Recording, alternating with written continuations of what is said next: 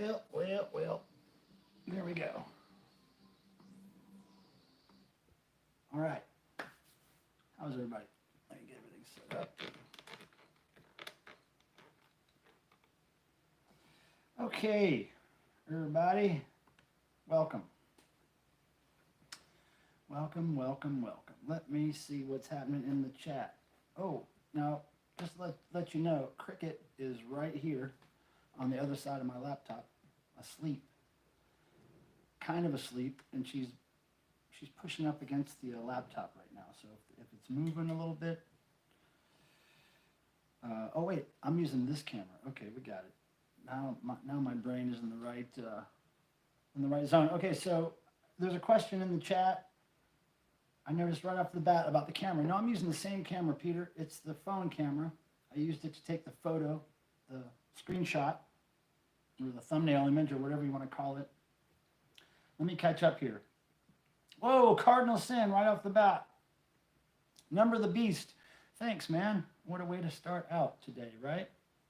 Hello, Japupal and Peter. And Cardinal, of course. Hey, what's up, Tim? Joanne, of course. I literally don't have my earbuds, so I can't watch. You can watch, but you just can't hear, right? Just learn how to read lips. Read lips. New bottle of wine, that's right. They were on sale, like even more of a sale than they usually are on, and so I got 2 of them. And there's the first one. Is it just you? I hope it's not buffering here. I should have no buffering. Let me know if anybody else is noticing that.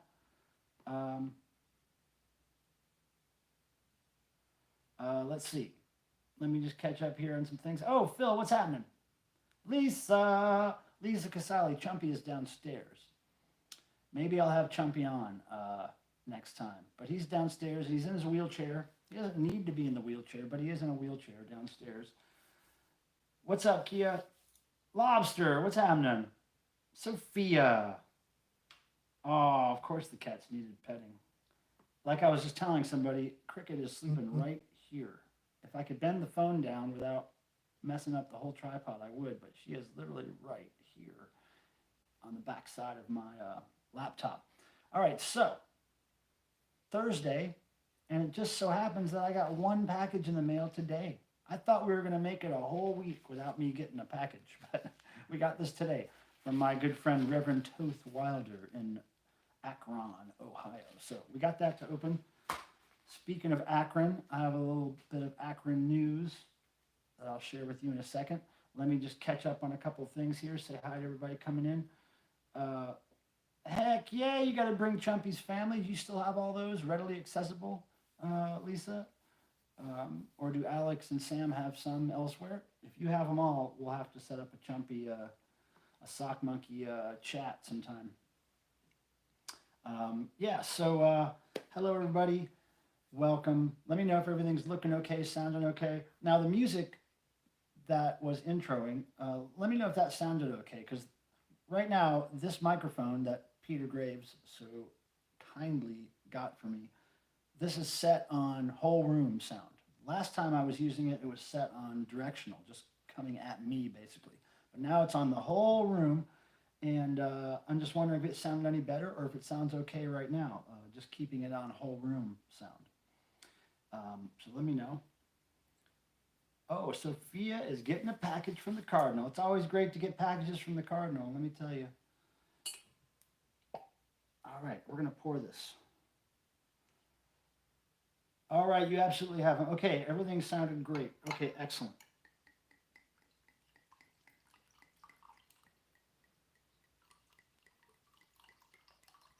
I bet you that's coming through nicely. Okay. Yeah, so the microphone's working great. Thank you again, Peter. I guess I'm going to keep it on the all-around sound setting for most times. Everything sounds good, looks good. Okay, fantastic. What we're going to talk about today is, oh yeah, my glasses are broken. They finally broke. I got these in Australia 2012 when we were on tour, when Devo was on tour out there. And I've had them ever since, and they finally bit the dust. So I've got an appointment to get an eye exam, which I have not had in a few years. And then I'm going to get some new glasses. But until then, I got a glasses that's broke. I got a glasses that's broke, y'all. All right, so, but yeah, they still sit on my head somehow. So we're going to talk about the package I got from Akron. We're going to talk about another little bit of Akron news. And then we're also going to talk about the Devo book news that was announced today. If you guys are familiar with that announcement. Okay, great. I'm in sync and everything sounds good. Thank you, Peter. Thank you. And Cardinal, again, thanks for that super chat right off the bat. That is a nice way to start things with that magical number. So let's just get into the Akron news I was mentioning. Okay, so we have this magazine, Akron Life. Okay, Akron Life magazine. It is issue number 7, July 2020. And what we have here is just a brief little thing that I thought was worth bringing up with all of you. Here we go. Readers Picks Best of Akron. The best 5K is right up here. The Devo 5K. Voted best 5K event. Look, I mean, Akron must have a lot of 5K events. There's 5 listed right there. But yeah, 5K was number 1. And Akron Canton Regional Food Bank Selfless Elf 5K. And then Kylie Rose's run. And then Andrea Rose something, making strides against breast cancer. But 5K Devo, number 1, y'all. So that's pretty good. I thought that was an interesting bit of news. Thank you for Jim Cheney for sending me this. Jim Cheney is the manager of the 5K races. Yeah. Whoop, whoop. Who's whooping? Oh, Sophia is whooping. I dropped my crap $5 sunglasses in the dressing room at Community Aid, and the frame's cracked. Oh, man. Yeah, I hate it. These were just old, and I dropped them a few times over the years, and they've been slipping off my head when I'm like going through thrift store, flea market stuff, and I'm sweating. They've just been slipping right off my head because the hinges were all weak. And finally, the other day, I was just cleaning them. I was holding them really gently, cleaning them, and then the arm just fell off on the floor. I was like, oh no, looks like I got to get some new glasses. So hope I can find some that I like as much as I like these. I really dig these. Let's see. Okay, so everybody, I'm glad you're here. Let us take a drink. Cheers to everybody here who's sharing a drink with me. I'm also going to show you a couple things I've found thrifting and flea marketing recently. Lobster. I went to high school and junior high school with Lobster X. Lobster X, I almost played the Foaming Tonsils to start off tonight. I was really close to it, but just a few minutes before the stream, I decided to change over to the silica gel stuff because I realized that the Foaming Tonsils music was pretty lo-fi anyway, pretty lo-fi recording. So I didn't want to ask people, hey, how'd the mic sound? And then have, them judging the mic on some lo-fi stuff. So I'm going to play that one day as the intro, some Foaming Tonsils. I was going to play Widespread Disease, but maybe next time. Hey, is Tavi in here? What's up, Tavi? Oh, yeah, there he is. I will now maybe fall asleep. Okay, Tavi, hey, thanks for stopping in. I'm glad you're excited about the book. I'm totally excited about it. I didn't even know if the second printing was ever going to happen because we had planned on it coming out pretty much, right after the other printing. But it is coming out. I'm so happy about it, and I can't wait to see it. Now, I'm going to get supposedly an advance copy as soon as they're able to send it to me, and I will review with you the advance copy on this YouTube channel. So stay tuned for that. And let's just talk about that reissue, that book reissue. This book that came out, how many years ago was it now? 2 years? 2 years since this came out. This is the first edition of the Devo book. Now, this is not the deluxe version. This is the standard first issue, which was still a heavy hardcover rubberized book. but it's 2 books in one. It's that one and that one, right? Devo, the brand, and Devo Unmasked. 2 sides of Devo, 2 different aesthetics in one book. And so the new version of this is going to be a paperback version, which is going to be much more affordable. Still a quality, book. So it's going to be, what, I think it's $40 plus shipping. But the paperback version coming out soon.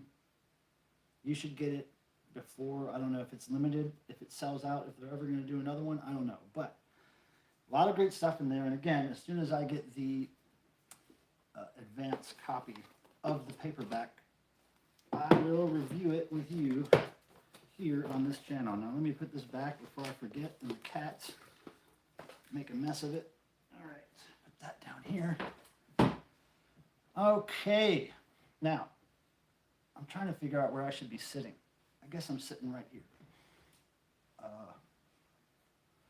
I'll just sit in the middle of the screen so that the chat is on either side of me, right? Okay. Now, thank you all for coming here again. And also, please remember to hit the thumbs up on the video. If you could do that for me, I like it because it helps that YouTube magic go. The algorithm magic, the soul-sucking magic of YouTube, it helps it go. So if you could give me some likes, give me some thumbs ups, that'd be great. My parents pre-ordered it for me as a surprise gift back in the day. I highly recommend it. Yeah, it's cool. And well, I'll just tell you. I'll tell you more about that book when we get the advanced copy. But there are some little tidbits that are new and not in the first edition. Also, quite a bit of proofreading went into this one, so there are less typos. Did you work at all on the book? Yes, Lobster, for years. That book was, I want to say it was 4 or 5 years of work to get first of all, get all the archives sorted out, all the slides, all the photos, everything scanned, and then kind of filed, and then to have the band review it was a really big uphill task. I wanted them to see just about everything that I'd cobbled together so that they could tell me what was important to them and what was not. Now, it ended up being that I was deciding kind of what was going to be important to give them less to decide on. But yeah, we worked on that for years. It was a long process, much longer than I thought it would be, but I can't believe it actually came out. There was a couple of times when I wasn't sure if it was actually going to come out. So yeah, I worked on that a lot. And worked on the layout. I did actual, book layout pages for the publisher. I said, here's what the band wants it to look like. Do it like that. And they basically used the files I sent them, tweaked them a little bit. But yeah, I worked really hard on that. It was a labor of love for the most part because I'd always wanted the stuff that I'd collected over the years, all the imagery. I'd always thought in the back of my head, oh, that one's for the book when it comes out, or that one's for the book, or that, There's been a lot of Devo books that have come out. Other people have written Devo books, but this was the first one where the band had a lot of input, all the input, and we were actually pulling from their personal archives, which I thought was really cool. I was so glad to be a part of it, but it was a big task. But it's done. It's done. And there's still, there's material for another book. I mean, we used not a whole lot of the material because you can only fit so much in a physical book, right? But we have so much stuff. There's so much stuff out there. Yeah, so what's next? Maybe we should open this package already. I have no idea what's in it. I got a sneaky suspicion I know kind of what's in it, but I don't know the details of this. Maybe I'll, hey Tim, do you know if Toth's come by the chat, or if is he probably working right now? Toth is, but let me make sure he's not going to be here before I open his package. Hey Cricket, how you doing? Oh man, she's being so cute right now. Hi girl. Oh my goodness, she is being cute. Oh look, I got her foot. Can you see her foot? Oh, almost got her foot in the camera shot. She's reaching for me. Come on, Cricket, get it. Get it, Cricket. Oh, I'm trying to get her to reach up here. She's really not into it. Cricket, you're so cute, honey. I know.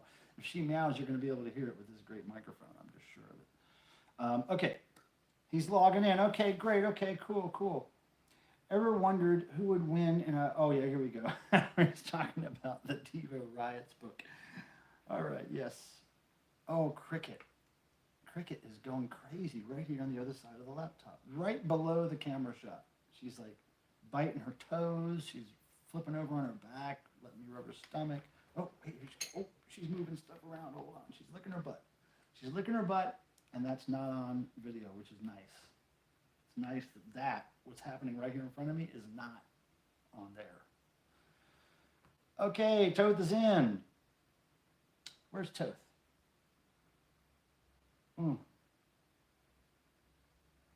Where's that Toth?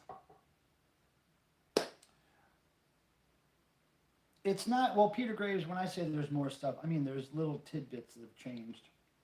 Little kind of tiny things here and there that have been revised or added to, but not a whole lot of content added. But I'm just saying that here and there, there's a couple of things I was able to squeeze in. Stephen Badamo, what's up, my friend? Steve, you know, and I know that you know. Thank you, Steve. Thank you. Steve just made something happen for me that was beautiful, and he's a longtime friend, Steve Badamo, lovingly known as Steve-O, Spud. I've been to many shows with him and had many great wild times with that guy, Steve Badamo. Thank you again, Steve. Devo news. Well, yeah, we're talking about the Devo news. David, hey, how are you? Nice to see you. Yeah, we're talking about the Devo news. I don't know if you heard Cardinal, but they're reissuing their book as a paperback. It was a book that was released a couple of years ago in hardback version and in deluxe 2-book version. Came with a large art print, all that stuff. But anyway, now there's a much more affordable version that's going to be available, and you can pre-order now at devobook.net. He can't stay. Okay, Toth, I'm opening this. Toth Wilder sent me this from Akron, Ohio. I have no idea what it is. We're going to do it right now. Here we go. Okay, here we go. Look at this. Okay, look at this. I don't know what it is yet. It's a CD, a 330. That's an Ohio area code. Now let me guess what's on here. I was going to guess what's on here. I'm trying to figure out what's on here. Hold on, let me see. Mark Mothersbaugh. Okay, yeah. I knew there was going to be a Devo reference on here. Thank you, Toth. I did not have this in the archives. It will be in the archives now. I'll have to add it to Devo Obsesso. I was kind of halfway hoping that Detention was going to be on here. They've been doing great. Our friends Detention from Akron, Ohio, who have played the Devo 5K race 2 times in a row, and they're great. And the next time we have a physical devotional, maybe November, they will play there too. But Detention is great. Thank you again, Toth, for this Area Code 330 compilation with Mark Mothersbaugh on it. What year did this come out? 2017. Cool. Awesome. Thank you, Toth. Very much appreciated. It'll go in the archives. This envelope will be reused. Uh-oh, Cricket. There she is. Everybody see Cricket? Hey, Crickers. There she is. There she is. All right, let me get a few. Yeah, Detention. Sophia, you and the singer of Detention are the same age, exact same age. I think your birthdays are very near each other. Cricket is showing everybody her butt. That's okay, Cricket. You got the right. You got the right, Cricket. Look at, what are you doing? Here's an elbow, Cricket. You want an elbow? Check it out, Cricket. Elbow time. Oh, Cricket loves the elbow. I hope you guys are entertained by this. Cricket, my elbow. Cricket, you're such a good girl. Yes, she's such a good girl. It's great that she's on cam tonight. She's not even worried about it. She's just rubbing and chewing on the bracelets. Yes, you are, aren't you? All right. Sorry about that, guys. I got into the cat. Are you not entertained? So, I want to tell you about some thrift store stuff I found recently. Oh, thanks for the likes. I got a couple more likes there. Thank you, peoples. Anybody in here watching, if you could just go over there for 1 second and click that thumbs up, it helps somehow. And there's Crickers. Hey, Cricks. You're on camera, girl. And you don't even know it. Thank goodness, because if she knew it, she would be not on camera. All right, so a couple things I found while thrifting. And, you know, typically, if you know me, you know that if I'm thrifting, I'm almost always thrifting to resell. I try not to collect much anymore because you see I have a house full of stuff. But, you know, every now and then I got to rescue something that probably isn't worth a whole lot of money, but it's worth enough for me to keep in my collection. And here's a couple of things. First of all, 7-inch by Kaja, who was formerly Kaja Gugu. You know, the 80s synth pop band that did Too Shy. Too shy, shy, hush, hush, I do I. You know, that. Yeah, the Blue Snowball mic sounds great. Thank you, Peter Graves. Elbows. So yeah, Kaja was the band, Kaja Gugu, after they, I think the story is they kicked out the lead singer, Lamal. I think, now what Lance Rock told me, DJ Lance Rock, who is a music aficionado, he told me that these guys all became born again, and then since Lamal wasn't, he got kicked out. That's what I heard. I don't know, but I still like Kaja stuff. I try to get it whenever I can. Not worth anything really, but I collect Kaja Gugu, and I'm not ashamed. So there's that. I was glad to find that. And this thing, I've had this on vinyl for years. I probably haven't listened to it a whole lot because it's on vinyl, and I don't play as vinyl as much as I do cassettes or CDs. But I got this on CD for the first time recently, and I forgot what a cool record this was. It's great from start to finish. I listened to it twice. Once in the evening one night, and then the next morning woke and heard it. It's this. Split Ends, True Colors, CD. This is a fantastic new wave pop record album. Love this album. Anyway, I just fell in love with this record again when I heard it on CD, and I just thought I'd tell you that. Great find.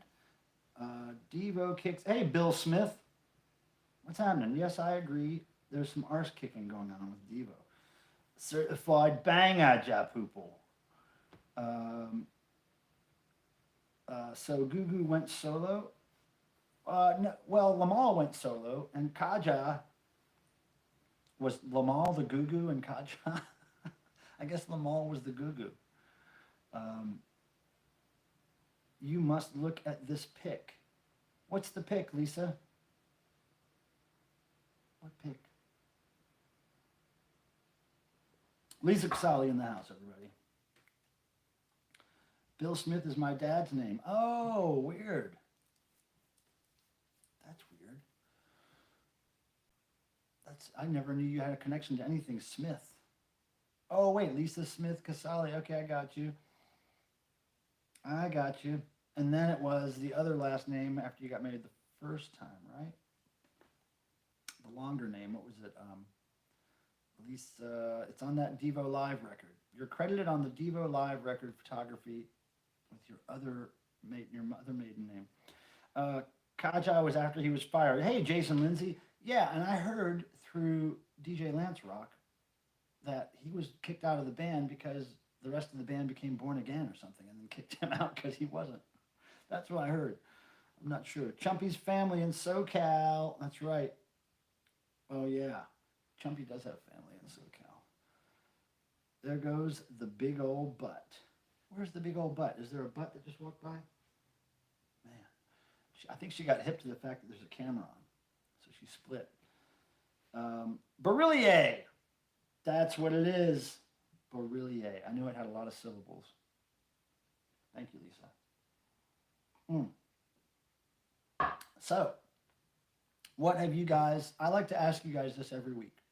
If everybody could post, one brief thing, a positive thing that happened to you today, yesterday, sometime, between now and the last time we spoke. What's a really positive thing that has happened to you? For me,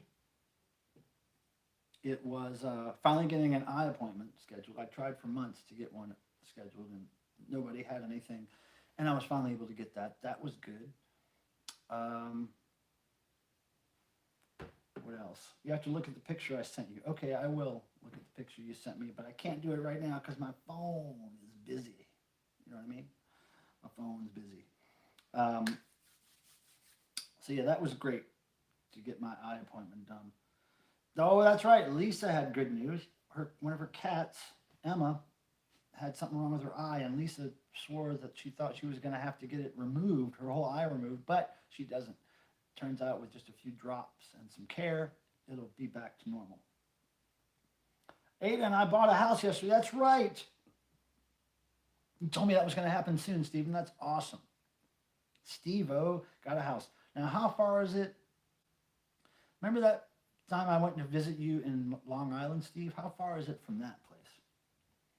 And it's probably been a long time since you've lived there at the house that I visited you at. You're going to love it, and you would want to share it with your fans. Oh yeah, well, I'm not quite sure how to share a picture on here, unless I put a link to it in the chat.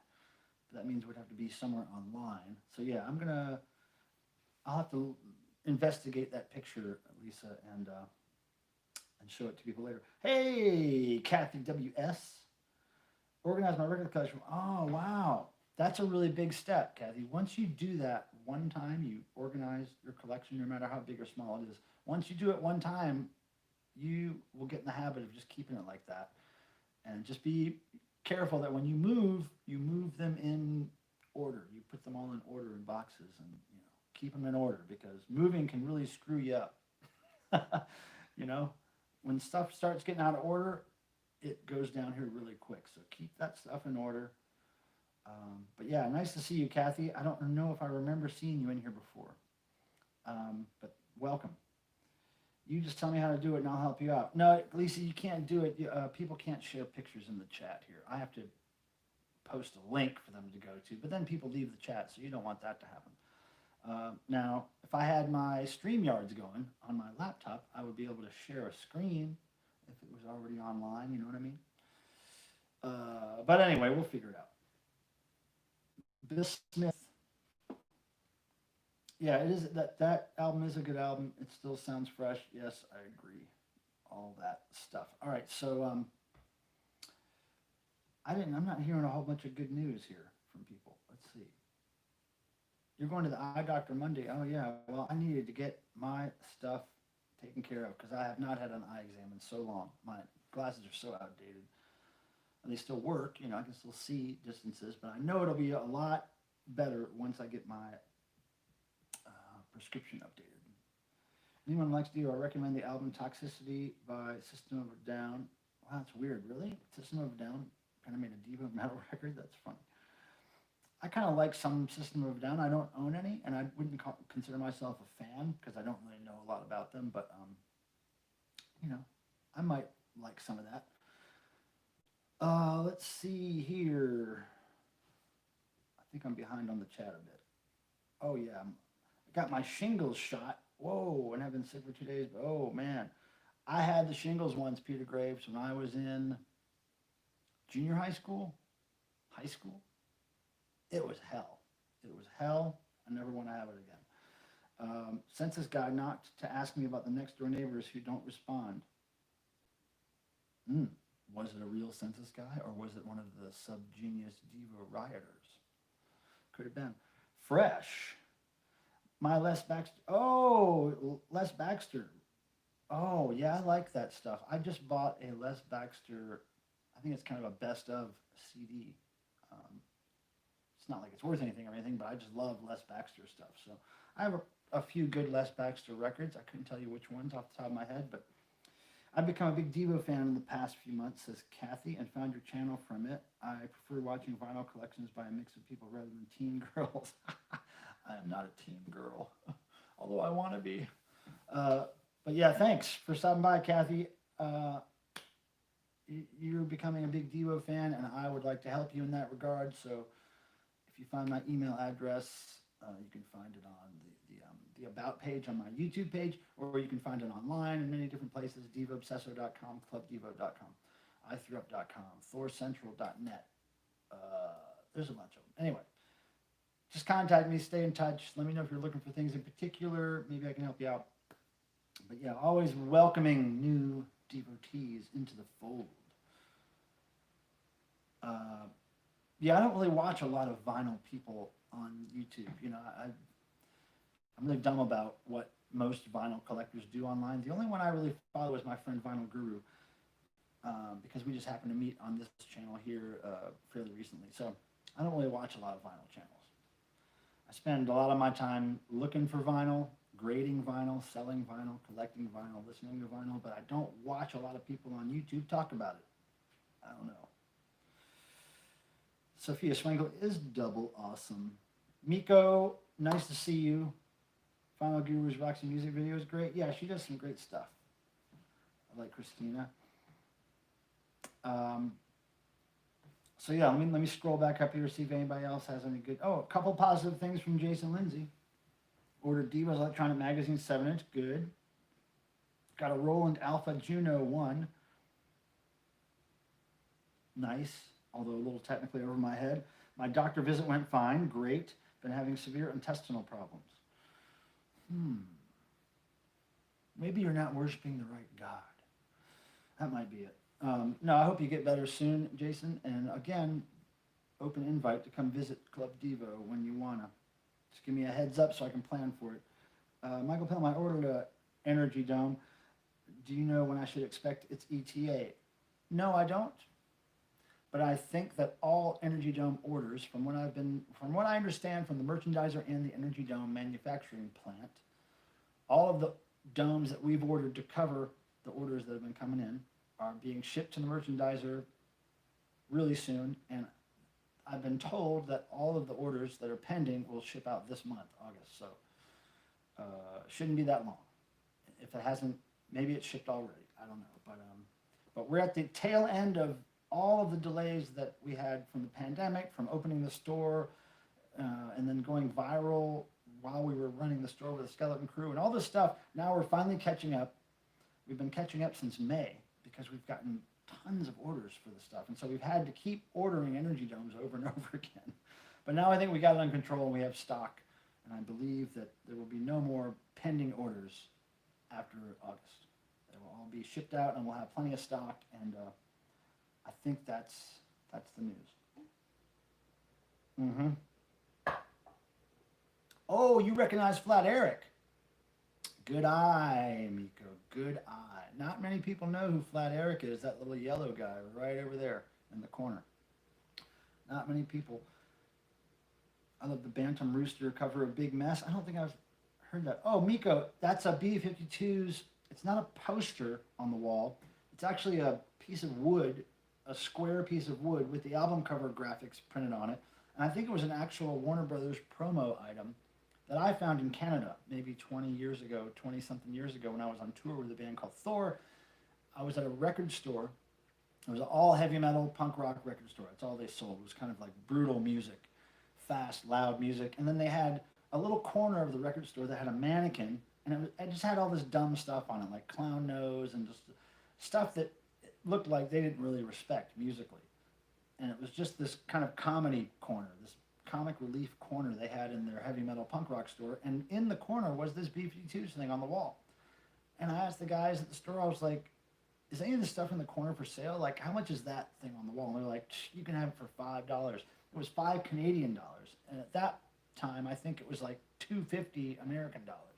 So anyway, I walked out of there with that and never looked back. And I love it. It's just the weirdest thing. I've never seen anything like it. It's a wooden kind of thing that has what do I want to say? It's like a piece of wood with the graphic on it, and then a little frame built on the back that you can hang it on the wall. So anyway, it's a really cool thing. David Kendrick is a character in the Devo Riots. Yep. But yeah, Flat Eric. Kitty Karenina, I agree with some of the stuff you're saying, but most of it's just bologna. What's wrong with bologna? I have a bologna sandwich every now and then. I don't mind bologna. When I was a kid, bologna sandwiches were great. Yeah, certainly don't agree with everything I say. That's trouble. If you start agreeing with everything I say, I don't know. Bad news. All right, so everybody, thanks for giving me that little shots of positive news from your world. Sepultura does. I'm still catching up on the chat. Sepultura does a good hardcore metal version. Okay, cool, great. All right, so I think I'm caught up now. Fried bologna. You know what? Let me tell you a fried bologna story. Tim Nolan and everybody. Devin Wooldridge is in the house. He has sent me a couple of gifts that I've opened online. Thank you for being here, Devin. It's great to see you, man. Devin's a hardcore Devo fan, devotee through and through. He has this really cool Devo vest that he has made over the years. He wears it to all the shows, and it's got Devo patches galore all over it. He's a severe Devo patch collector. So if you have any Devo patches that Devin doesn't have, he wants them, definitely. Anyway, so fried bologna. I have a great fried bologna story. And thank you for bringing up bologna. Who are you, Kitty? Thank you for bringing up bologna because this song's great. So, this story is great. So we were, Devo was on tour, and we were in the Southeast, which is really uncommon for Devo to play anywhere in the Southeast. And we played a show in South Carolina at some kind of outdoor festival, and it was just the weirdest thing for Devo to play at. It was great because it was so bizarre. But the best thing was the road trip to and from. We were on these, southeast highways where there was really nothing for miles, no restaurants, no anything. And so one day we had to stop the tour bus to get something to eat, and we stopped at this mom and pop southern cooking place right offside the highway, right off the highway. And we go in there, and it's like, just it's really low budget, plastic booth kind of thing. They may have even had plastic silverware and Tupperware plates. I don't know. It was pretty cool, down home, mom and pop southern place. So we're looking at the menu, and I remember me and Bob Mothersbaugh were sitting next together, and one of us noticed that there was a fried bologna sandwich on the menu, and right next to the fried bologna sandwich it said, "Please allow extra cooking time to make your fried bologna sandwich as best as it can be," or whatever. So we were intrigued by, wow, you have to put a warning in the menu about how long it takes to make a fried bologna sandwich. And I'm like, well, Bob, if you're in, I'm in. If you get one, I'll get one. He's like, okay. So me and Bob got the fried bologna sandwich, and it was great. That's what I'll tell you about that. Did you show them the key dongles? Yes, I did. Well, aren't those bracelets? Are those key dongles or bracelets? I thought they were bracelets. I showed them last stream, Devin, those Devo bracelets. I can't get them right now. They're over on that side of the room. And Joanna, who was in the chat, one of my moderators, liked them a lot. So I told her I'd give her one for her birthday that's coming up. I believe it's in November. So yeah, Devo patches. Yeah, Cardinal Sin. Devin collects Devo patches. If you need Devo patches, Cardinal, I've got some that we made for the devotional a few years ago. I've got a couple extras of those. I don't have a whole lot of Devo patches kicking around, but I do have a couple extras of those. Yeah. Last batch was for your key ring. Oh, okay. I got you. Southeast food is awesome. Yeah, I live there. Bojangles is the best Southeastern food. Like fast food chicken and biscuits, man. That's what I'm talking about. Okay, so yeah, Devin, search Google Devo Vest and or Devin Devo Vest. You'll see him. You will see him. Did you guys notice, we haven't talked about this yet, the header image on my YouTube page, on the main page? Have you noticed that I changed it? Do you think it looks okay? I'm still maybe tweaking with it a little bit, but I wanted to change it to something that represented the channel, because for a long time, the header image on the channel was a picture of me on stage, on Devo's stage, taking a picture of the audience, from the audience, so all you saw was a bunch of hands in the air and then little tiny me on the stage. But I figured, my channel has changed so much over the last year that it doesn't, it used to be just a place for me to store live concert videos that I shot all the time because I went to live concerts all the time. And over the last year, that really hasn't been the case as much as me, sitting here streaming in my house or showing you records or tapes or CDs or whatever. So anyway, since the concert aspect of this channel has kind of dwindled because of the pandemic, I changed the header image to kind of more reflect what goes on here, especially in my weekly streams. And so I hope it makes sense. Okay, Sophia likes it. Bam. Got to go stick the house numbers on her. Hey, Steve. Love you, man. I'll see you later, Steve-O. We'll be in touch. I owe you a cool Devo thing in the mail, that's for sure. That's for sure. Yeah, Steve Bonamo is awesome, Sophia. He's a good guy. Total hardcore Devo fan. He's got Devo tattoos on his arms. If you look up Steve Bonamo and my name, Pilmer, Bonamo Pilmer, you'll probably find some pictures of us together online. He's a great guy. Ja Poople. Okay, see you later, Ja Poople. See ya. Nice. Thanks for stopping by. Yeah, this probably won't be a very long stream tonight. I really don't have a whole lot going on. I've just been really busy this week. Partially getting ready for that Devo book news. Oh, and by the way, you're going to see a repeat of that Devo book news, the paperback reissue. In the first week of September, I'm going to send that to the Devo mailing list in the September mailing. But I'm not going to do it right now. I'm going to give it a couple weeks. And we will send that out again. Hey, John Lazaro, what's happening? Nice to see you. Thanks for coming in. Thanks for coming in. I appreciate it. Hey, and if you guys, before you leave, if you haven't, please give a thumbs up in the video. Thanks for your input. Did I give you some input? Who gave you input? Somebody gave Lisa input. Maybe it was me. I'm not sure.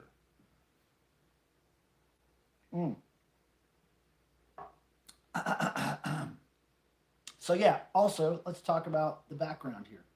Behind me, I took my table that acts as my desk, I guess, and I just turned it around in this room so that the background is a little different for you. I'll leave it like this for the next couple streams, just so you have a different view of my abode. Maybe I should add some more lighting back there. I'm not sure if it's bright enough back there. I don't know. We'll figure it out. But yeah, do you like the new setup? Is it okay? Oh, Lisa, bye. Love you. Talk to you later, Lisa. The book is available worldwide, Kathy. The Devo book, yeah, you just go to devobook.net and go there, and that'll tell you all you need to know about pre-ordering. Cardinal Sin. I believe this will be a normal too long one. What does that mean, too long one? But thank you for the tip, Cardinal. You rule. Cardinal is up to $8.66 super chat. Oh my goodness. You make dreams come true, Cardinal. I swear. I swear. I can't believe these glasses are still sticking on my face. Hey, Fit for a Knit Clown. Hey, Ken. It's the first time I've seen you today. I don't know if you just popped in, but thank you for showing up. So, yes, this Peter Graves special right here is working beautifully, according to the viewers. Oh, what's up, Eddie M? You showed up too? That's cool. Hey, how's it going? Nice to see you, man.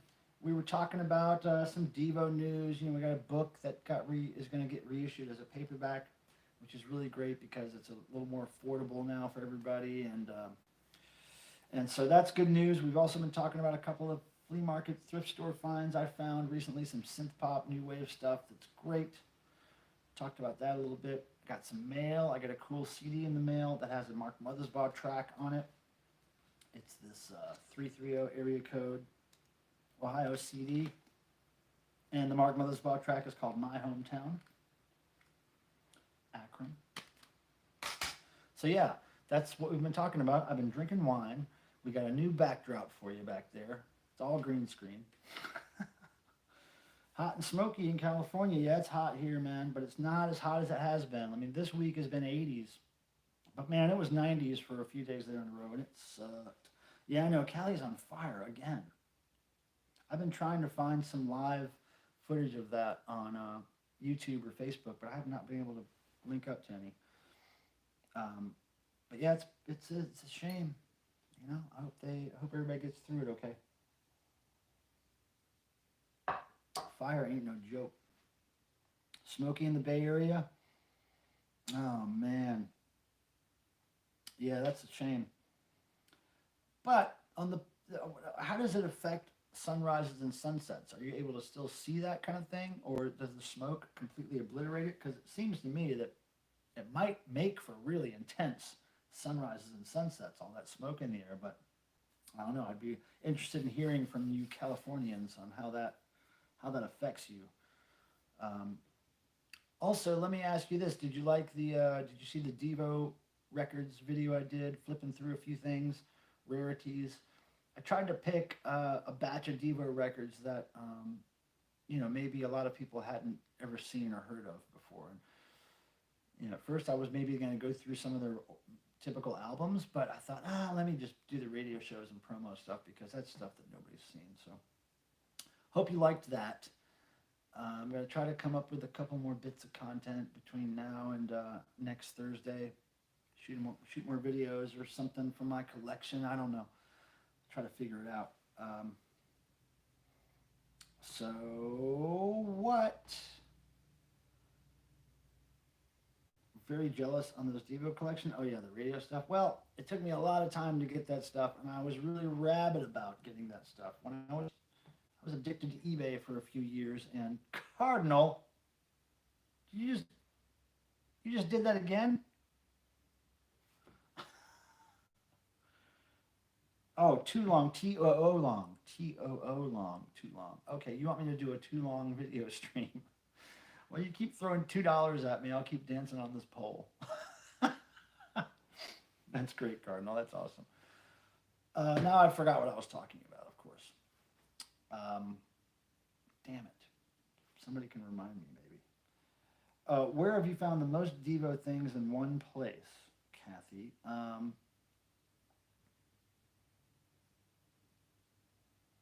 I mean, gosh, I'd really have to think about that. There was one time that a friend of mine who I knew who lives in San Francisco, he found a guy who inherited basically a photographer's archive of photos. The photographer passed away. He had quite an archive of photos, and he just inherited this whole kind of garage full of photos and slides and negatives and all this stuff.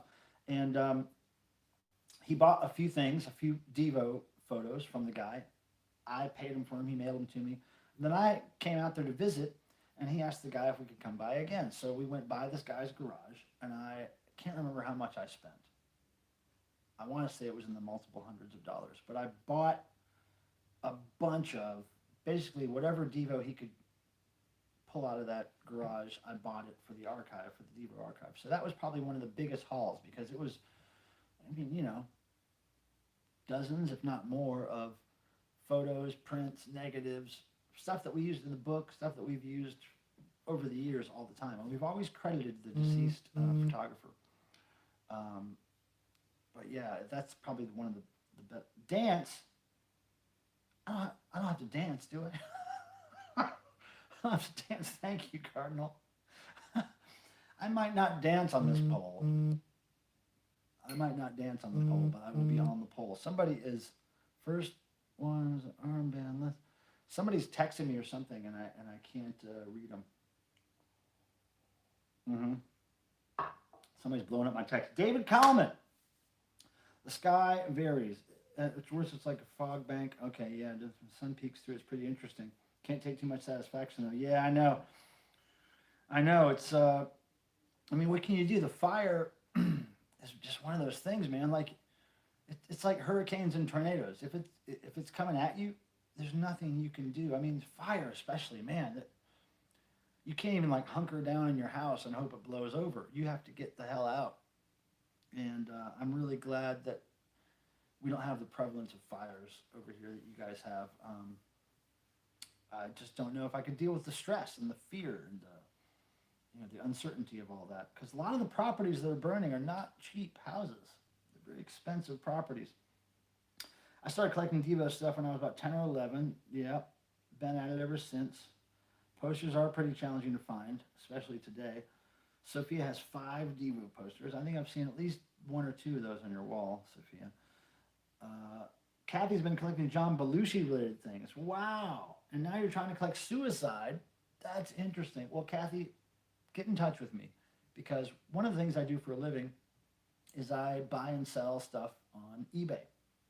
Mostly sell stuff on eBay. But what I mean is I go buy stuff, at flea markets, or there's a cat over there doing something, at flea markets or thrift stores, and I rescue these items, mostly musical related items, rescue them from the thrift store, and then I sell them to people on eBay. So I'm always coming across all kinds of cool stuff, John Belushi stuff, not so much suicide. But anyway, if you're looking for anything particular, let me know. Get in touch. Cardinal Sin says, mostly started by lightning. Oh, wow, really, David? Man, it's always something. It's humans or lightning or the power company messing up, or wow. And I don't watch the news a lot, but I do know a few things about those fires, and it's depressing. Cardinal Sin says, I remember going to record shows when I worked at 3 used record stores. We'd get up early, drive to Lincoln, Nebraska, Norman. Yep. Yeah, I know. Back when records were everywhere, right? People were getting rid of them because CDs were going to be the new thing. I remember that era of record shows, and I wish I would have had more money back then to spend on it, but I had enough to spend on it, and I got a cool few good nuggets back then. Just found my copy of the debut album, original LP and Inner Sleep, but no vinyl. Wow. David Coleman. Well, I'm sure you can get a pretty affordable copy of that somewhere on eBay or Discogs or something. Yeah, Devo bootlegs is one of my favorite things to collect for sure. Sophia collects lots of stuff. Yeah. I have a Senator Blutarski button. I don't know what that is. What's a Senator Blutarski button? Oops, sorry, I grabbed the microphone. Where'd you get the record store policy sign? Ah, good question, Ken. Good question, Ken. Oh, Animal House. Okay, thank you, David. That record store sign, can you see it over there? You can barely see it. You can barely see it in that corner over there. It's a hand-painted, let me see if I can give you a little more. It's kind of in the light. Anyway, it's a hand-painted sign that basically states the rules of the record store about return policies and whatever, but it's all hand-painted. And this sign comes from a very important record store out of New York City called Sounds. And Sounds was there for many years, decades. Sounds was one of the first places that Devo sold their first 7-inch on consignment. Blondie, bands like that would come in there to Sounds Records and peddle their stuff early on. And Sounds supported all these people and was owned by the same guy for decades. Long story short, I happened to meet somebody who worked there back in, I want to say 2010 or 2012 or something like that. I became friends with this guy, James, that worked there. And when I would come to New York to visit for Devo shows, I would always go to Sounds Records. And one day he told me that they were going to close shop, that the owner was getting forced out, rent was going up or something, just decided to close the whole thing. And so he was getting rid of a bunch of stuff real cheap, a bunch of cassettes they had stocks of, CDs. So I went in there and bought a bunch of stuff, and I noticed those signs all over the place. And I was like, well, what is he going to do with all these cool hand-painted signs? And James was like, I don't know, I could ask him. So basically they agreed to give them to me when they were going to really close up shop and move everything out. They would just give them to me. And I said, okay, great. I'll give you money for shipping, or I'll give you my FedEx account number or whatever. Anyway, about a year passed before they really shut down. They shut down. They moved everything to storage. I just happened to be coming up there for some reason. I think it was a Thor concert or something, driving up there in my car. So I told my friend James, I will come get those. The day that I drove up to New York to get them, the owner of the record store, I believe, was in the hospital, and he had just passed away because of some, I think, alcohol-related disease or something. But he had just passed away that day, and I remember picking those signs up and putting them in my car. I have a few of them. I have 2 of them like that, which are really big. And I wish I could get you a better shot of it, but I can't right now. And there's a few other ones around my house, like, employees only or no checks accepted or whatever. All these hand painted cool signs. Anyway, that's a long story. I'm sorry, but Sounds record store in New York City. It was on. It was in the East Village on St. Mark's, and it's a legend. I went to the place CBGB's used to be in New York City. Yeah. CBGB's. I was in a band that played there in the late '80s, early '90s, and it was when it was like a showcase where there was all kinds of different bands playing half-an-hour sets, one after the other all day or something. It was some lame thing like that. But my band did play CBGB's. I can at least say that. Cardinal Sin, thanks for reminding everybody to do the clicky thing, the like thing. I appreciate that, man. So did I miss any questions while I was running my mouth? Let me see. I think I got everybody's comments. Okay, cool. All right. So yeah, thanks again for everybody showing up. I'm trying to keep my eyes on the chat.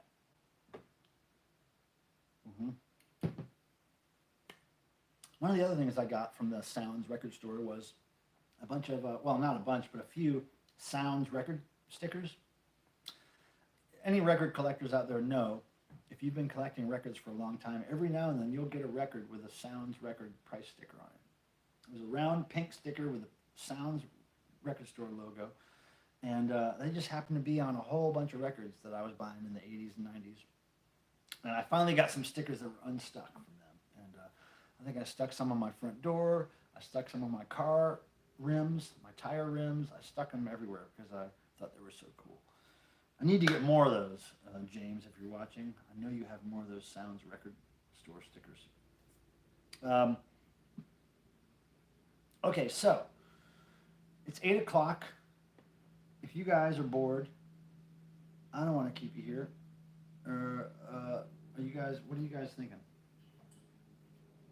I'm gonna pour another glass of wine, regardless. But I could stop this now, or we could keep going a little bit. I really don't have much to say. You're gonna have to inspire me with questions or something, because I only had a few bits of news to tell you this week. The Devo book thing is exciting. I'm really, really super. You don't know how glad I am that this thing is happening, the repress, because the reprint, because now there's a whole lot more chance that mainstream people,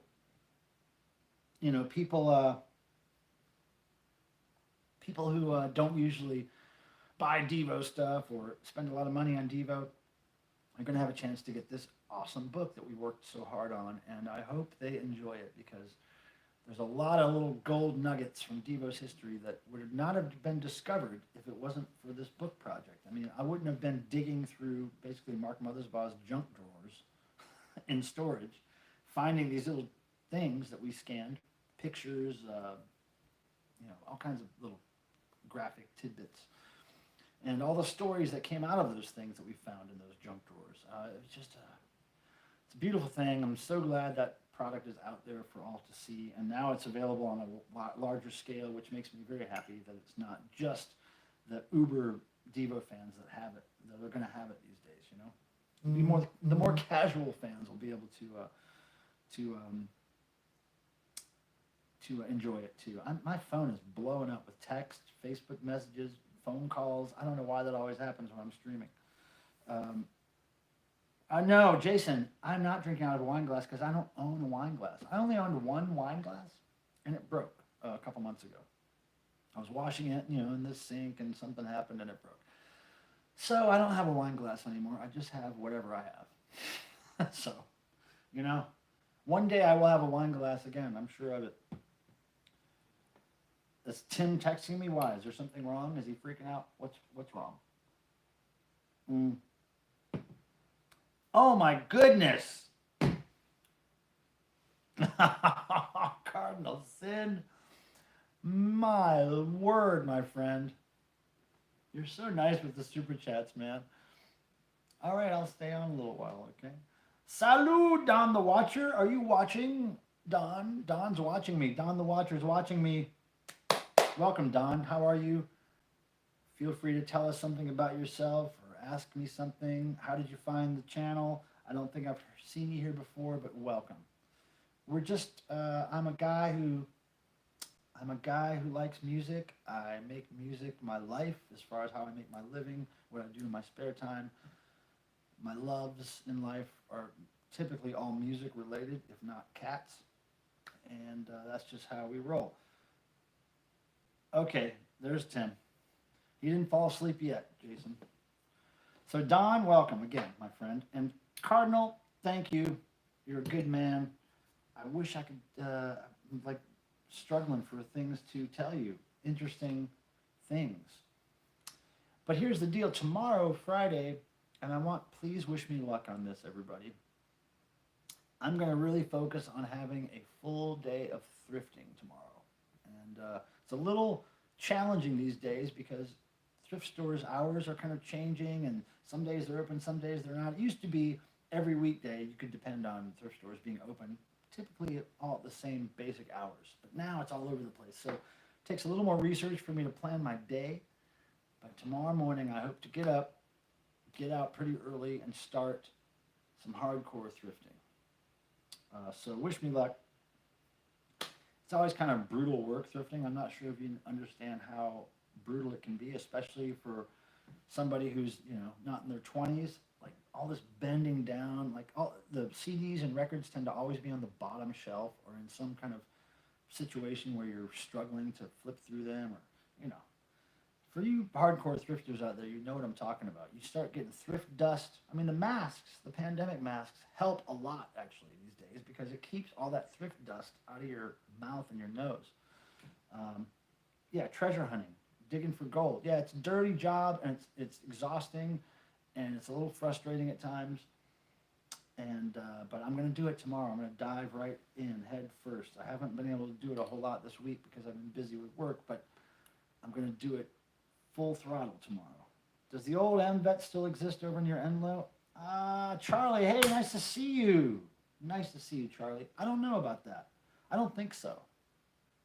But I don't know for sure. Thank you, Tim, for the comment on my large posterior, but, I've seen bigger. Sophia and I had a day of thrifting planned last Wednesday that started and ended with a ripped tire. Oh, no. Awful. Well, reschedule. I can't wait to thrift with you guys. Someday, whether it's for devotional or what, I don't know what, but we're going to have to meet somewhere and go thrifting. I mean, I love going thrifting, and it's always an adventure, but it's nice to share it with somebody every now and then. Yeah, Dad comes swooping in to the rescue, huh? Yep. Mud flaps. Man, what a killer. Dance like a monkey or go for another hour. What is a monkey dance like? I've never seen a monkey dance. Closest I've seen to a monkey dancing is Bob One on stage. Dance like a monkey. You ain't never seen no monkey dance. Nobody ain't never seen no monkey dance. You thought he was dancing, but he wasn't dancing. He was itching. He was just itchy. We did it yesterday. We must thrift together soon. Yeah, if we weren't all so far apart, I don't think it makes sense that we all live so far apart. We should all live within 20-minute drive of each other so we can thrift together. But I got to warn you, I'm pretty hardcore about thrifting. Like if you're doing records, tapes, CDs, sometimes you're in a store for an hour or more. Depends on what kind of stack of records and CDs you got to look up, because I can't be taking chances on a bunch of stuff. I got to look it up before I buy it. So sometimes I'm in there for a minute, but that's the nature of the beast. Man, what else did I find recently that was really cool? Oh, I mentioned in one of my streams fairly recently that I found a bunch of these role-playing games, the fantasy Dungeons and Dragons style game. It was called Pathfinder, or Pathfinders. Pathfinders. Anyway, this game that I'd never heard of, I guess you buy books and you buy books and sets of books to go through these role-playing situations, and the books have been coming out for years. Like, I want to say all the ones that I found at this thrift store were from the early 2000s up until like just a couple of years ago. So anyway, I found all these books. I found like, okay, let me just break it down like this. They were 49 cents each for the books, and I paid about $49 for what I bought. So do the math there. That's how many books I bought. And over the past couple weeks, I've been selling those like crazy. I think I've made over $600 on the $49 investment that I made. You know, for these things that I don't usually resell. I don't resell a lot of fantasy games or books in general, but when I saw the lady at the thrift store bring these out from the back, I knew that there was something about them that I needed to investigate. So I looked them up just enough to know that I needed to buy all of them that I could. So there were other guys looking at them too and grabbing them. So I grabbed like what was probably about a whole shopping cart full of them, maybe a shopping cart and a half, something like that. But anyway, I bought them all. I've been making great money on those things. That really saved this month. Really made eBay sales profitable. So that was a great find. You don't come across that very often. Yeah, you're hardcore too, Christy. Yeah, we got to do this. Oh, Tim got such a major haul at a yard sale recently. I don't know why he didn't post it on Facebook, but he got a major haul. He just posted about it in the chat. 12 unused concert shirts, Ozzy, 100 LPs, gold presentation award from Rick Springfield that I'm going to get from him somehow because I love Rick Springfield. But yeah, Christy got first pressing the White Album for 99 cents. Yeah, that's cool. You know, Beatles stuff frustrates me because every time I try to sell Beatles stuff, I get confused about exactly what pressing it is or what it's valued at. There's so many different pressings of Beatles stuff. Typically, when I get Beatles stuff, I just want to get rid of it. I just want to sell it for more than I paid for it and get rid of it. There was one time I found a Beatles butcher cover that was, what is it called, second generation or whatever, when it's got the thing pasted over it, you know? And I could tell that it was a butcher cover, and I even asked the guy at the yard sale I was at, is this a butcher cover? And he said, no, but it's 15 bucks. So I paid him 15 bucks, and I sold it for like $3.50, which was great. But typically when I get Beatles stuff, I'm so confused about the minute details that it's so frustrating that I just want to sell it and get it off me.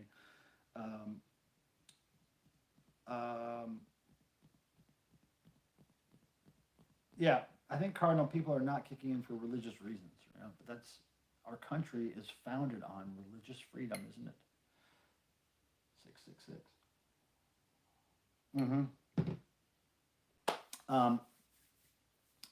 If it is numbered, it has value. Yeah, Tim, you know more about Beatles stuff than I do because, man, I don't like knowing about it.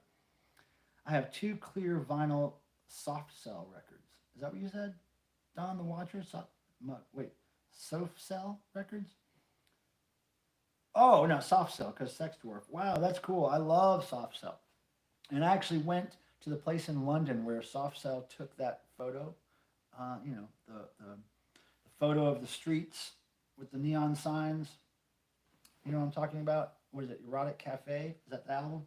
I went to that corner of that street in London. It was a pretty cool feeling for a couple seconds. Lick that like button. Thank you, Cardinal. You're working hard. Thank you, man. Yeah, thrifting. I'm going to do it tomorrow. I'm going to really dive in.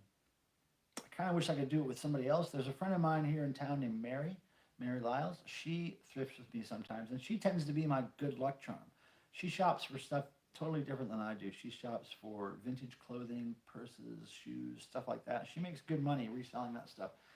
And I just go over to do my little record tape CD thing, and she's the most patient person.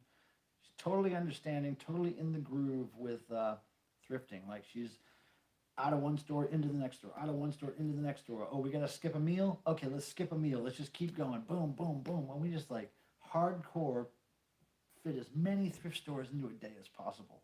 You know, we're grimy, our rubber gloves are all split, face masks are dirty. You know, it's like really digging in hard. Hump that like button, John. Hump it.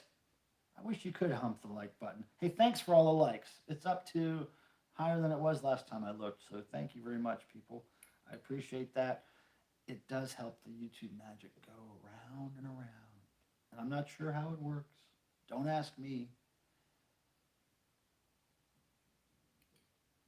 Oh, but speaking of which, tomorrow, whatever I make in the super chat or reviews or whatever, by tomorrow, so I guess today's the last day, tomorrow they cut the check for my month. So, Cardinal, thank you. You're really adding to my final total. And then tomorrow, AdSense cuts a check, which I should get in a few days. Well, not a check, really. It just goes straight to my bank account. But I should get a notice in a few days about what I made for this last 2 months. And I believe I didn't make my threshold last month, but I believe I'll be getting a check for about $130, $140. I'm not sure. You know, big money on YouTube here, you know. Good thing I don't do it for the money necessarily. I mean, it's nice to make a little bit, but it's just interesting to me. I mean, I'm just learning. I'm still learning about this YouTube thing. I only started doing the streaming in October, I believe. Yeah, October of last year. Okay, Tim says, depends if it has inserts, condition, yeah. Yeah, I don't know. I hate talking about Beatles records. It's just so confusing and depressing to me to not exactly know what you have a lot of the times because there's so much of it. It's like Kiss collectibles. Kiss collectibles. There's so many of them. So many pressings. Sounds to me like other people in the chat should send you super chats. I'm not going to pressure people. No, it's okay. The fact that people are here watching means the world to me, and I do appreciate your super chats, Cardinal. They're really it's really nice. And Christy's done so in the past, and you guys support me in so many ways. Do not even sweat it. I'm just glad to be here and talking to somebody other than my cats. Speaking of which, I wish my cats would get back in the scene. I set this nice little bed up back here, which Cricket laid on most of the day. But of course, when I start the stream, she gets up from there. It's a higher number. Oh, okay, Christy, there was a number in there. Kathy says, what have you looked for non-diva related that you haven't found yet? Oh, there's a lot of things. I mean, I collect a lot of things. I collect a band called Zig Zig Sputnik. I collect a band called Severed Heads. There's a record by Severed Heads called Clean. Christy, God damn. Thank you. You're so sweet. Thank you for the tip. There's a record by Severed Heads called Clean that I've looked for. And I do have a copy of it, but the original copy of the record Clean by Severed Heads from Australia had a spray painted cover with a stencil that said Severed Heads. I've always wanted that. And I got a copy of Clean from the actual guy in Severed Heads, but it didn't have the cover. So that's something I've always looked for. I've always looked for the Oingo Boingo first EP with the spray painted cover. That's a holy grail for me. I like a lot of heavy metal stuff, a lot of 80s metal, hair metal like Cinderella. I think I still need to find Cinderella's first LP, which isn't worth a lot, but I need it anyway because I love that band's first album. Anyway, I'm into a lot of stuff. There's a band called Hillary from the 80s, a synth pop performer named Hillary, and she put out one EP called Kinetic, and I have a few copies of it, but every time I find it in good shape, I buy it because I'm a huge fan of hers, and I think she's totally underrated as a synth pop artist. If you're into 80s synth pop, look up Hillary with one L, Hillary. The EP is called Kinetic, and it's some awesome stuff. But anyway, yeah, Kathy, I'm looking for a lot of stuff. Kathy says, I resell vintage as well because Y2K stuff is popular now. Y2K stuff is popular? Oh, like stuff made in the 2000s you're talking about is like, vintage now? Ha! Gene Simmons has a house up for sale. I'm not collecting houses, although probably be a good business decision to collect real estate, but I'm not there yet, What is the best find you got at a record show? Cardinal asks. Man. Oh, it's just hard to say. I mean, it's hard for me to remember what I got at record shows. But I'll tell you something about a really great yard sale I went to in Los Angeles and possibly Hollywood. It was Los Angeles or Hollywood, California. Back in the, I'm going to say mid 90s, early 90s maybe. I went out there with my girlfriend from here in North Carolina at the time, and it was one of our first times visiting Devo as friends, and we were staying at their house or whatever. But we decided to go to yard sales in Hollywood, and we had never been to yard sales there. We'd been to a ton of yard sales in North Carolina because we were fiends for that kind of stuff back then. And so anyway, we'd go to these yard sales in LA, Hollywood area, and one of the things that happened, thanks Cardinal, one of the things that happened was we found one yard sale in somebody's garage, and it was listed as having a lot of records. So we ran right over there, and this guy had his whole entire garage full of, it was like bins and bins and bins and bins of records that looked just like a record store. And this guy, and I wasn't that aware or knowledgeable at the time, but this guy had worked with a bunch of early punk rock bands, Black Flag, lots of bands from Southern California. I don't know who he was or what he did. I didn't pry too much. But anyway, he had a lot of people in there looking for records, and it was right around the time that CDs were becoming the new thing. Everybody had CDs. Nobody was listening to records anymore. So he was getting rid of records for like a quarter each, 50 cents each, $1 each. And I got some of the best punk rock and Devo records I've ever got in my life there. I got Devo's Easy Listening Muzak record. I got a couple of bootleg live records. I think I got them for a quarter each or something. I got an autographed Black Flag record. The first pressing of Damaged on Unicorn Records. I walked out of there with a bunch of stuff, and now Lisa Casale's calling me, but I'm on stream right now, so I have to decline that. I'm sorry, Lisa. Okay, so decline. Okay, so back to the camera. That was a good haul. So that's what I'm saying, Cardinal Sin. Love Oingo Boingo, Zig Zig Sputnik. Oh, yeah, Zig Zig Sputnik stole from Suicide, but they pretty much gave Suicide their props if you really paid attention. I mean, they ripped off Suicide songs pretty much. Love Miss Left One, or Rocket USA, basically a Suicide song. They even had a song called Suicide on one of their EPs. Look that up. But yeah, big into Zig Zig Sputnik, Oingo Boingo. That's my era. That's my stuff. I was able to do some work for Zig Zig Sputnik back in the late 90s, early 2000s. I was very proud of that. Some graphic stuff and whatever. That was their reuniting era, Fantastic finds. I know, it was great. Those days were great. When CDs were coming into the picture, people were unloading vinyl like you would not believe. And I tried to take advantage of that whenever I could, for sure. I don't know what my battery is looking like right now. I'm going to plug this up. Whoops. Just in case. Because I've been going a pretty good minute here. Uh-oh. I don't think the cord is going to reach. It's not going to reach. I got to move this. Okay. I got to move this a little more. Oops. Okay. All right. So that's going to work for a minute. All right, so I can't be on too much longer, but I appreciate you guys hanging out. Thank you. Thank you, thank you, thank you. Trying to think of what kind of content am I going to have to come up with between now and next Thursday. I kind of want to do something other than show you records and autograph stuff. Man, I'll have to think about it.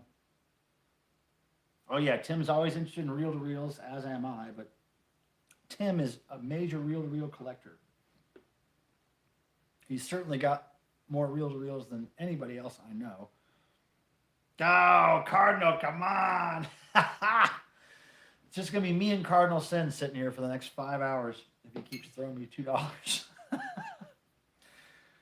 Oh, thanks, Cardinal. Okay, I'll stay here for as long as I can. I really, I don't have much to offer. I feel like I'm, barely treading water here. But yeah, this collecting thing, it's something that permeates your whole life. Even though I'm not really intentionally trying to collect a lot right now, I'm trying to be good about bringing new stuff into the house without selling a bunch of stuff. You know, I really don't want a bunch of clutter here, but collecting is a bug, man. It's a bug. And I tell you what, I've gotten a lot in the last month.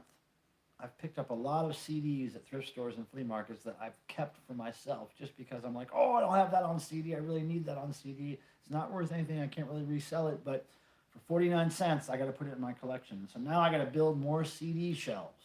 Oh, that's going to be a chore. I don't like building things. I'm not a handyman. I don't like doing it, but I'll get it done.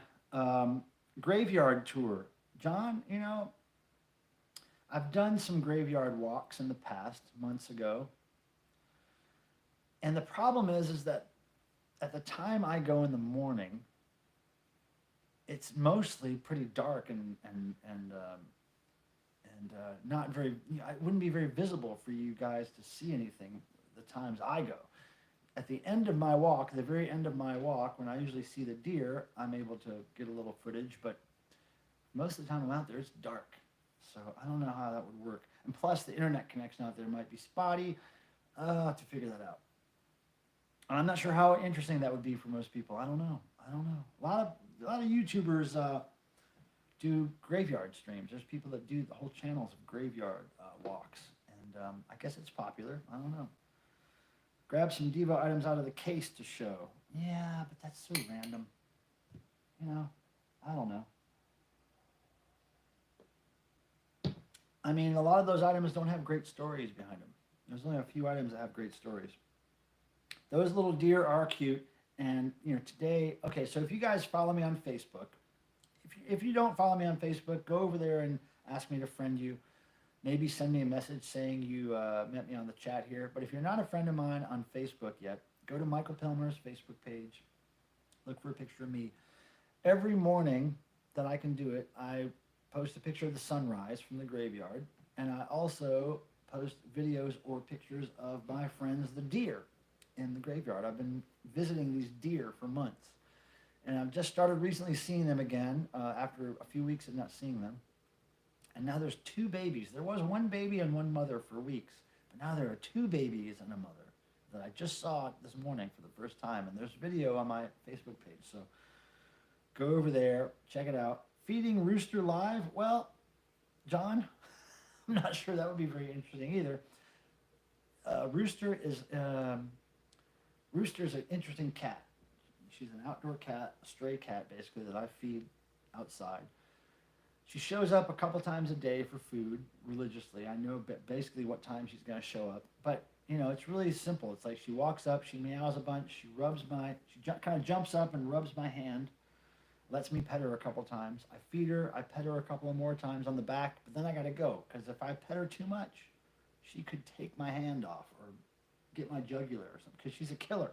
She's a killer cat. She's a very street smart, a very dangerous cat. I've been bit and scratched by her many times. She just doesn't know how to be tamed 100% yet, you know. I think I introduced her to catnip for the first time in her life. I think I introduced her to cat toys the first time in her life. I think I may have been the only person to pet her in a long time. I don't think she's even used to the petting sensation. But anyway, she's a weird bird. And I'm afraid if I had a camera out there, she would just be intimidated by it and swat at it or maybe not like it and think I'm doing something weird and attack me. So I have to be careful with Rooster. That was long-winded, right? I'm trying to fill the time here.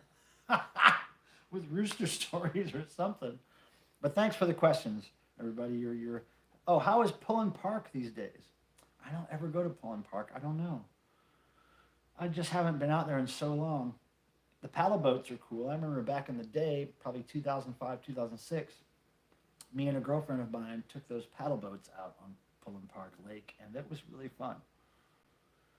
How do you go about pricing your items on eBay? Peter Graves said. Hello, Elski Schnishka. You is homo. Jocko homo.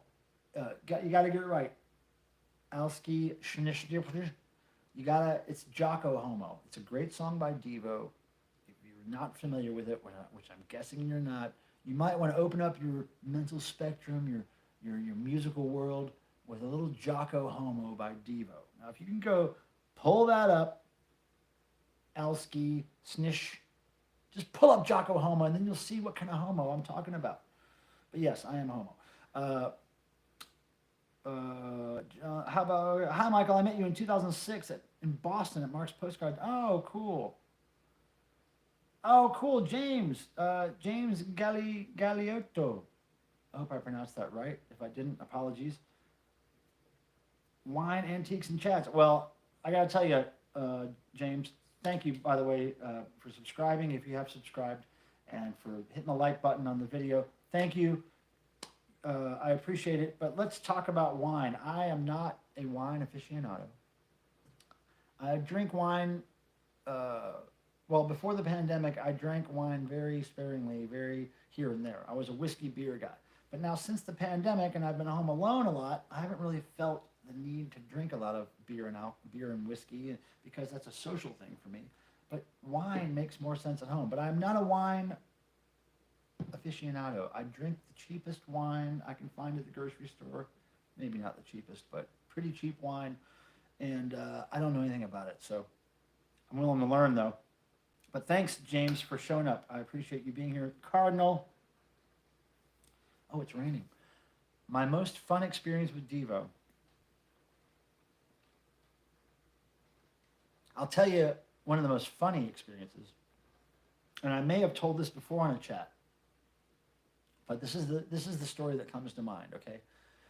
We are on tour, I believe it was 2009, when Devo was doing 2 shows in each city. They were doing the Are We Not Men album in one night and the Freedom of Choice album the next night.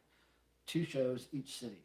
So on the Are We Not Men night, me and Devo are backstage. It was an underground kind of basement backstage area, a very small little room. And we probably had 2 or 3 of these small little rooms that we were using to hang out in, to change costumes in. So in my little small room, I had the wardrobe case. There was a couch right across the way from the wardrobe case. And I was sitting on this couch doing something, checking my phone, getting my camera ready, whatever I was doing right before the show. And the band was all getting dressed in their yellow suits, right? They're yellow, what look to be jumpsuits, but are actually a jacket and pants connected by a belt. Anyway, so they're all in these things, and they're really hard to get out of once you get in them, you know, because then they tear them off on stage and they're done with them. But once they get in them right before the show, it's really hard to go to the bathroom or whatever you have to do. So we're sitting there in this room. It's just me and at the time Jerry Casale standing right next to me, right in front of me, and he's kind of standing with his arms like this, and he's got his yellow suit on, and he's all ready to go. And he looks at me, he's like, man, I gotta take a shit. I'm like, what? You're going on in like 10 minutes. He's like, yeah, I know. What's gonna happen? Am I gonna shit my pants? And then Bob, as soon as he says that, Bob Casale walks in his suit. He's like, who's gonna shit their pants? And Jerry's like, I think I gotta take a shit, man. I just got in this suit and now I gotta go to the bathroom. And Bob says, hey, remember back in the day when we used to bet each other's per diem who would shit their pants on stage? Like the person who would poop their pants on stage would get everybody else's per diem, which is their daily cash that the tour manager gives them to survive, to get food or whatever. So anyway, back in the early days, Devo had a challenge that they, I guess, never really saw through, but they would challenge each other. Whoever pooped their pants on stage would get everybody else's per diem. So Bob is like reminiscing with Jerry on this. Hey, remember that time we would challenge each other? And then just as he's talking about it, Mark Mothersbaugh comes in. Who's going to poop their pants? I'm going to poop my pants. So they're all sitting here in front of me, and I'm sitting there with my camera, which wasn't a phone back then. It was just a video camera. My phone and my laptop are on the other side of the room, and I'm sitting in front of these guys talking about pooping their pants. And I'm thinking to myself, why don't I have my camera in my hand? I can't believe. So I just tried to soak it all in, and I tried to like remember every detail so I could tell the story over and over again. And I've told it many times, and I'm sorry if that was repeat information for any of you people, but that was one of my favorite Devo moments. Pilmage, that is a good name for a Descendants record, I guess. Um, yeah, so everybody, welcome. Wow, Cardinal, the best performance I've seen Devo do. That's a really tough one, and it's almost impossible to answer because I can't really remember all the things I've seen Devo do. But let me just tell you, uh, one of the performances that really hit me hard, and this is just off the top of my head, the first one that comes to mind is when I saw the first one or two hardcore Devo tour shows after our beloved Bob Casale passed away. Devo did a hardcore show where they did a whole tour where they did all stuff that was recorded from 1972 to 1976 or whatever it was. Only stuff from that era. Only stuff from that era. So they didn't do Whip It. They didn't do Peekaboo. They didn't do, Time Out for Fun. All these other hits. They just did this really weird early hardcore stuff. And I was sitting there in the crowd, and I had seen Devo rehearse the stuff before the tour, and it was kind of mind melting for me. It was kind of cool to see that. But to be in a room, an amphitheater, a theater, a concert hall with all these other people, Devo is playing these weird songs, abrasive, sometimes offensive songs. There's no Whip It in the whole set. And then as I'm sitting there in this moment, I'm hearing the crowd sing along to all these weird songs. And I think on the tour, maybe one person, if that, maybe one person I heard say, "Oh, they didn't play Whip It. Why didn't they play Whip It?" I don't even think I heard one person say that. Nobody was upset that Devo didn't play Whip It, that I talked to, that I heard talking. And people were singing along with these weird songs. And I was just thinking to myself, a few years before that, I would have never guessed that Devo would have done that. All hardcore songs. I was trying for years and years, maybe a decade or more, for them to do any hardcore songs in their set. Just one or two. So for them to do the whole hardcore thing, the whole tour, it was just such a beautiful experience to see night after night. That's my story. That's my story. Thank you, Christy. I'm glad you enjoy it. I'm glad you enjoyed it. Seeing Devo as much as I have is for one very overwhelming for me because to see them at all, I put these guys on such a pedestal when I was a kid, and I never really got to see them when I was a kid until I was in college. So to see them as much as I have and to have all the experiences I have is really a fantastic thing. But it's hard to pull out the best of memories. It's really hard. There were so many of them. I remember seeing an ad for one of the hardcore shows that claimed that Dr. Detroit was on the set list. No, they would have never done Dr. Detroit. No. Mm-mm. I don't know where that would come from. I don't think anybody came to see them do Whip It, though. I think everybody that was there at the concert were hardcore enough, and they knew what was happening. They knew it was going to be a really interesting and rare time to see the band. I mean, for them to learn all those songs, a completely different set of songs for that whole tour, it was beautiful to see happen. And I gotta say, Josh Freese was a major force in getting them to learn those hardcore songs like they should have been performed. Josh Freese was basically the ringleader that kept them on point in rehearsals, from what I remember, because he had done his homework. He knew those hardcore songs backwards and forwards, and he was keeping them on point. So I gotta say that. What do you like most about the Devo Obsession? Are you asking me that? What do I like most about me? I don't know what who's that question for? I don't get it. No, let me see. Did they play Social Fools? Man, my memory is not great. I want to say yes, but I don't. Dad, pass the ketchup. I think they did play Social Fools, didn't they? Oh, how do you price on eBay? Sorry, Peter Graves, I was going to answer that. I just look it up on Discogs, PopPsych, eBay, Google. I look up these things. I kind of get an idea of what they've sold for in the past. and then typically price it a little lower than what they've sold for in the past. Typically. Now, sometimes I'll find something that's in such great shape that is sold for good money that I'll put it up for more money than anybody's ever asked for, and I'll get that price for it. But typically, I try to undercut all the other resellers by just a little bit, so I can get that sale. But there are several sites online that you can go to research these things, you know. And also, yes, they did play it. That's what I thought. So I thought so, John. I seem to remember those lyrics flowing during that tour. Dad, pass the ketchup.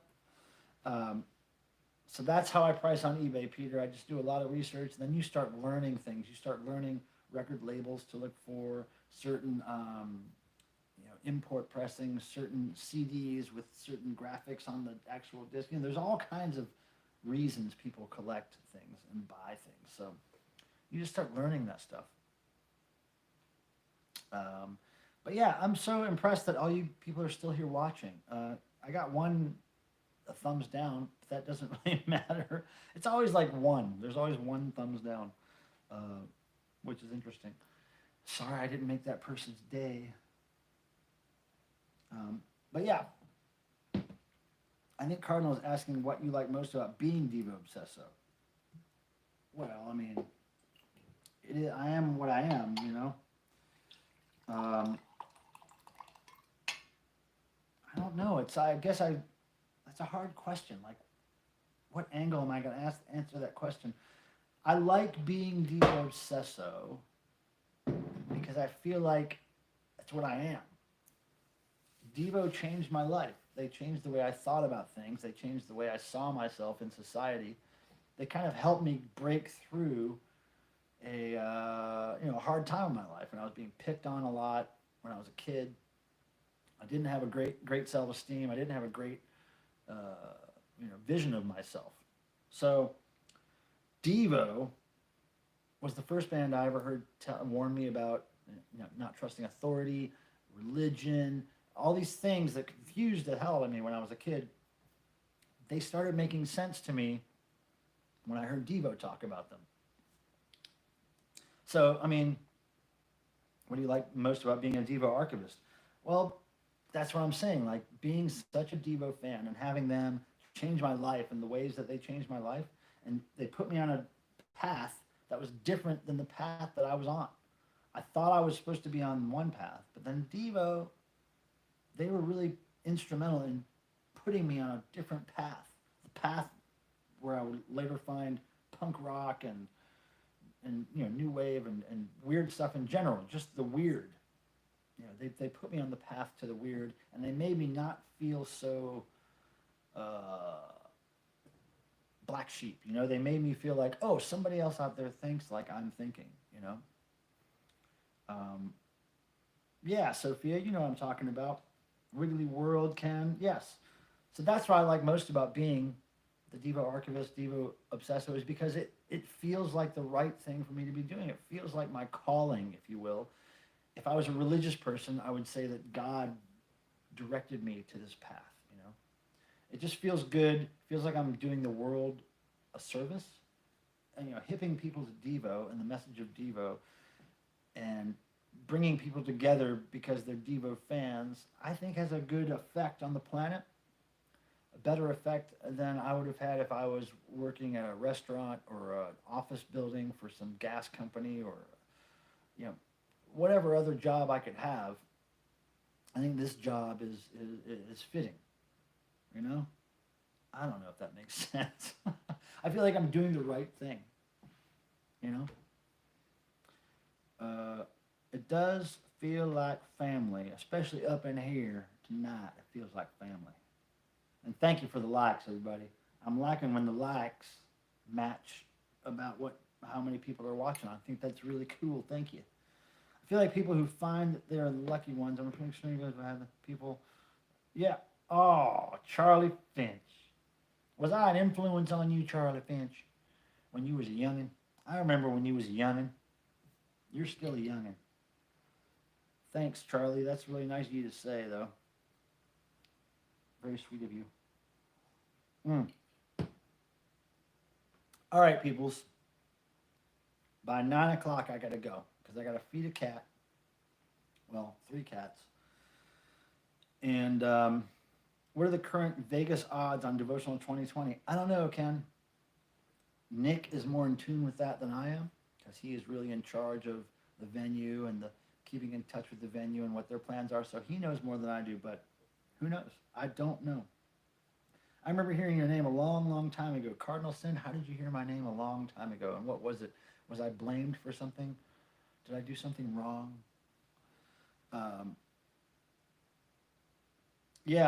So that's, really deep questions you're asking, Cardinal. But that's why I enjoyed doing that, is because I started being Devo Obsesso and going down that path intentionally because I was trying to use my energy on planet Earth wisely. I didn't want to go down the path of find a company to work for, get a desk job, do all the stuff you're supposed to do in normal society. I just didn't feel that was my calling. And so when I got passionate about this band and discovered there was a message that I could spread to people and kind of, I don't know, bring people over to the side that I discovered, right? I figured if it saved me from all the hell that I was experiencing when I was a child, it would save other people. I hated getting beat up after school and bullied and stuff. I hated that. But Devo put me past that in a lot of ways. I think it was in the World Subgenius Convention, 1992. Oh, really? Wow, that's cool that I was getting some name dropping in the Subgenius Convention. Right on, 1992. That was before I met the band. It was probably right before I met the band. I think I met them in 93, 94 for the first time. It was definitely after the release of the Silica Gel CD, which was in 93.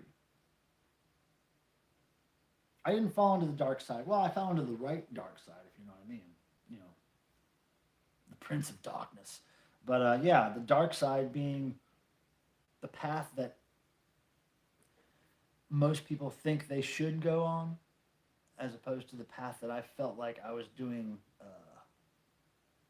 what was meant for me, really, or something. I don't know. Like I said, if I was a Christian, I'd be telling you that God spoke to me and told me to take that path or whatever. But it was the same thing. It just didn't have the Christian God involved in it. Well, it did have the Christian God involved in it because I was kind of acting against what I was being told in Catholic school at the time. I went to Catholic school from kindergarten to 4th grade, I believe I remember correctly. And that really screwed up my mind in a lot of ways. But I escaped, and I never went back. I can't believe the watchers keep going up. I thought you guys would be, losing interest by now. Charlie Finch says, I like to call it insanitation. Oh, that is a nice one, Charlie. Charlie Finch, everybody.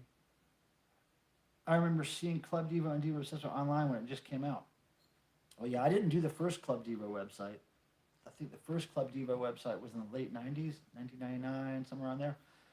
I started doing Club Devo's website in 2002 when I convinced Jerry to let me take over. And he agreed. And that was, a pivotal moment in my life. That was really, besides printing T-shirts and doing a graphic thing for Devo every now and then, 2002 was the first time I really got paid to work for Devo Incorporated on a monthly basis to do a specific job. Before then it was just, print a few shirts for us or do this graphic art we need you to do or whatever. Little piecemeal jobs like that. But 2002 was really when it started working on websites and things for them. Yeah, so Cardinal, thanks for, thanks for being in the loop all these years and being aware of me and what I do for the band. I appreciate that. I think that's really interesting. I'm amazed that people know stuff about me from that long ago. I first heard you through DevoObsesso.com. I'm gawking. Well, the whole reason DevoObsesso.com came to be was because me and a few other hardcore Devo fans who met online were always trying to share images of our collection with each other. And I had a bigger collection than most people at the time. So it was an uphill battle for me. It was kind of challenging for me to figure out how am I going to show people all this stuff, you know, other than posting an image or two here or there on an alt fan Devo news group. So I reached out to people who had knowledge of websites and how to run them. And I said, look, I have all this content, these images. I want to put them up somewhere so that I can share them with other people. Cardinal, are you doing that again? Did you just ask me again the same questions? What's the best live show you've seen Devo play? I don't know if I'm getting a double super chat from you erroneously or if you asked that question twice. Anyway, I forget what I was talking about. But anyway, yes, working for the Devo thing, it's a good thing for me, and it's I wouldn't feel right doing much else. Wait, maybe website, but your Club Devo kit. I'm talking about the clubdevo.com website. That didn't start till late 90s, I'm thinking. Mid 90s at the earliest. But Club Devo, of course, has been around forever. But Cardinal, I think I already answered your question about the best live Devo show I saw, and I said I couldn't remember the best live Devo show, but the one that I remember affecting me emotionally a lot was the Hardcore Tour. Best live song. Thank you, Cricket. Cricket's knocking stuff off the desk in there. Best live song. Gates of Steel always makes me a little teary-eyed. It's a very emotional song, Gates of Steel. But man, there's so many songs I like for different reasons. Smart Patrol Mr. DNA with the Bob 1 solo is always great. It breaks all those strings. It's beautiful every time, no matter how many times I see it. I mean, there's really rare songs they do every now and then that I really dig, like stuff off the Nutritionist album. Every now and then they'll do like Going Under. Sometimes they'll do rare songs. Praying Hands is great to see. It's just it's hard to pick. It's hard to pick. It's really hard to pick. Yeah, I mean, you know, I'm such a Devo fan, and I'm so in it. I live it so much that it's really hard for me to pick favorites. But I do my best. I do my best, Cardinal, to tell you the things that you're looking to hear.